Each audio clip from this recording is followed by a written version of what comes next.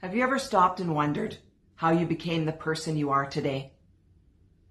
Because the truth is, we don't just wake up one day as who we are. We become who we are over time. Through our experiences, through our relationships, through what we learned and sometimes what we didn't.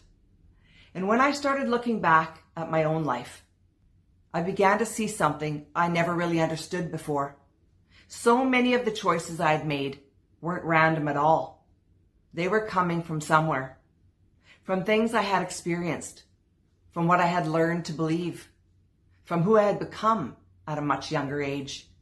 Things I didn't even realize at the time were shaping how I saw myself and what I believed I deserved. And I didn't understand that at the time.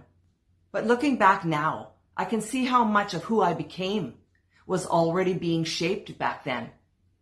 And over time, I found myself becoming deeply interested in understanding why we do what we do, how our thoughts, our patterns, and even our subconscious beliefs shape the lives we end up living. And this is exactly what we begin to see in Levita. After the beginning of her story, we're taken back into her younger years to understand how she became who she is.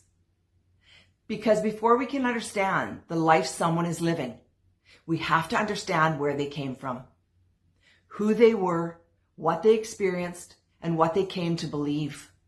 Because if we don't understand where we came from, we don't fully understand why we do what we do, why we choose certain people, why we stay in certain situations, and why we sometimes accept less than we deserve.